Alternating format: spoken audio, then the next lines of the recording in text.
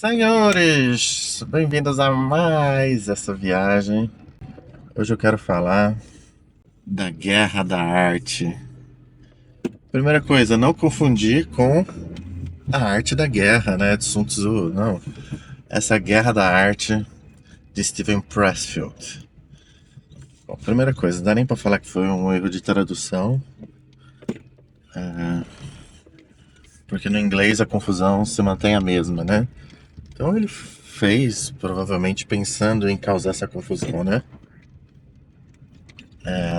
Porque ele teria nomes melhores, mais apropriados para o livro dele, né? Ele quis realmente, né, que o pessoal olhasse essas duas palavras, guerra e arte, e houvesse essa interpretação mista, né?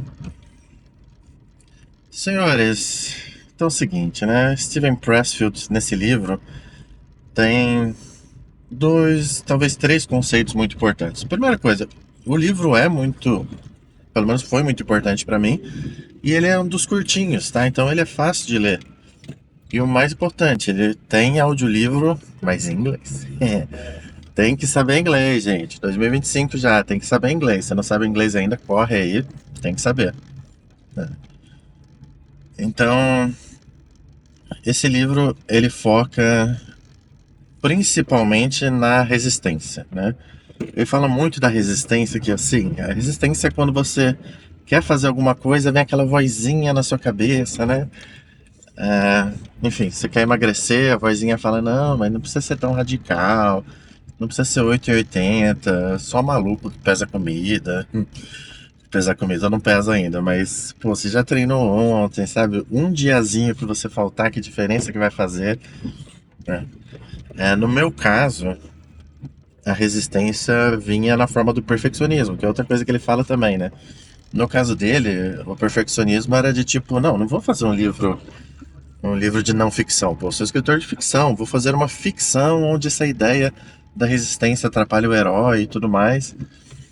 Enfim, esse perfeccionismo acaba atrasando a gente, né? Eu, nossa, quando apareciam. Eu sempre tive ideias assim, né? Que eu ia fazer diferente, editar desse jeito. E cara, não dá tempo, não existe vida suficiente pra fazer essas coisas mirabolantes, cara. A gente que precisa trabalhar o dia inteiro pra depois, no final do dia, ou no meu caso aqui, ó pra você ver, nem no final do dia eu indo ao trabalho, né, gravar alguma coisinha aqui pra vocês. E, cara, que só foi possível, sinceramente, tá? Só foi possível eu aumentar meu ritmo de leitura com audiolivros e com a ajuda da IA para me ajudar a fazer aqui os resumos, né? É, é lógico, né? A gente não pode só pegar a versão da IA sempre. A gente tem que ter lido o livro e ter as nossas impressões ali para adicionar alguma coisa, né? Para mudar. Enfim, principalmente eu acho que o legal de livros aqui de não ficção é contar como eles me ajudaram, né? Enfim, tornar a história um pouco mais real. E no meu caso, esse é um excelente exemplo, né? Pô, perfeccionismo eu me diria para fazer vídeo estilo Daniel Penin, né? Enfim, fazer um vídeo mega elaborado para conseguir furar bolhas. E, cara, sabe, eu tô tão longe desse nível de poder parar. Enfim, às vezes tem uma equipe, né? Eu tô muito longe disso. Então eu preciso focar realmente no que eu dou conta de fazer hoje em dia. E hoje em dia o que eu dou conta de fazer é isso aqui, celular na cara. E mesmo assim, olhe lá, tá? Celular lá, porque se for pra fazer no meu quarto, por exemplo, nossa, eu não ia deixar o tripé fixo lá. Porque meu quarto é onde eu durmo, é minha academia, é tudo. Agora no carro eu tenho um tripé fixo aqui que era do GPS, né? Então assim, vocês entenderam, né? Questão de fazer o que é possível, não focar nessa perfeição toda.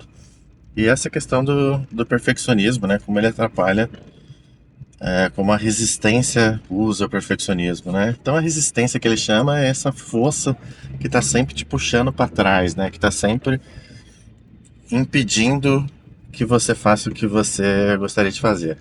Um exemplo muito forte que ele usa, ele chega a citar o cara do bigodinho, né? Eu não vou nem falar o nome do, do. Eu não posso nem falar que é alemão, né? Ele era austríaco. Mas o cara lá que liderou o exército alemão, né? O bigodinho aqui. Que aliás ele destruiu um belo bigode, né? Aquele bigode era estiloso, era diferentão e não se usa mais depois dele, né? Enfim. Mas. Mas ele dá um exemplo desse cara aí. Ele falou que esse cara tinha um sonho de ser pintor. Né? Ó pra você ver. E, e ele nunca chegou a realizar, nunca chegou a ir atrás, estudar, né?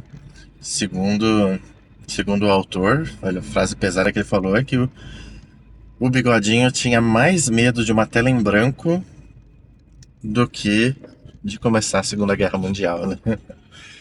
Enfim,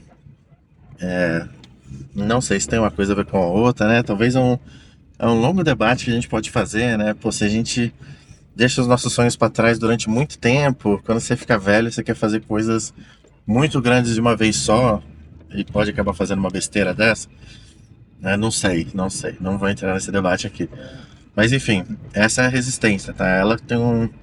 Ela talvez seja a parte mais importante do livro, a gente entender que existe essa resistência, que esse maior inimigo nosso está dentro da nossa cabeça jogando contra, e é contra ele que a gente tem que lutar todos os dias.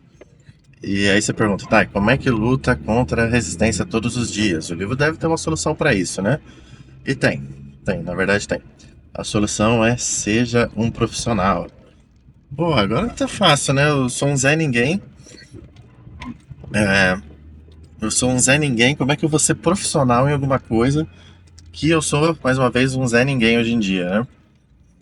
Ele falou, cara, você é profissional em alguma coisa. Alguma coisa é a sua profissão. Alguma coisa te pagam para fazer, certo?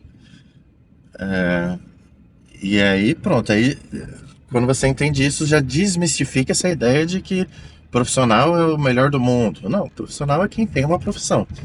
Você tem uma profissão? Tem alguma coisa que você é pago para fazer? Tem. Pois é, como é que você se comporta em relação à sua profissão? Ah, eu reclamo todo dia? Não, tudo bem, tudo bem.